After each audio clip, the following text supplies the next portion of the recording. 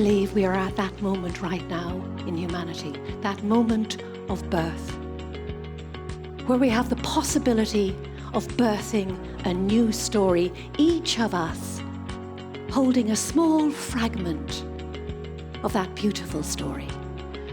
Some of those young women are here this evening. We have among us a law graduate with superb results in her final exams, who's planning to study a master's. We have a young woman who's studying criminology with a view to taking a law degree.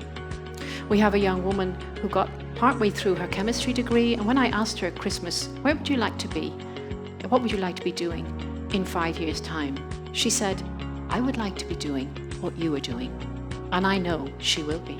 You know, what I think this always comes down to is the importance of a common language so that we could communicate both within the home and outside. That's true. Which brings us back to our dear friends John and Marcia and their son Jack, who is a coder.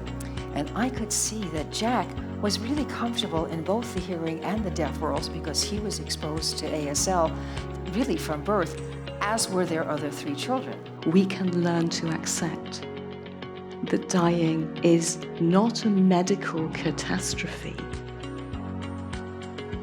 It's the end part of human living because we are mortal.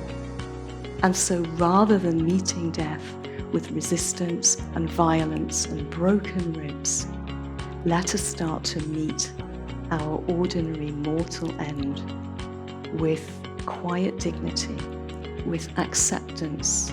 I encourage you to be more aware of accessibility and of disability. Because if I told you that 80% of these needs are invisible, that it's not just a wheelchair user, but actually everything we do in our own lives, the way that we eat, the way that we travel, the way that we consume, our clothes, everything comes from nature.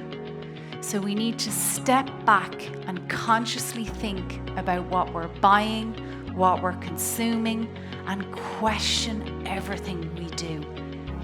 Now you have the facts that you are a success. You can succeed. Program your RAS.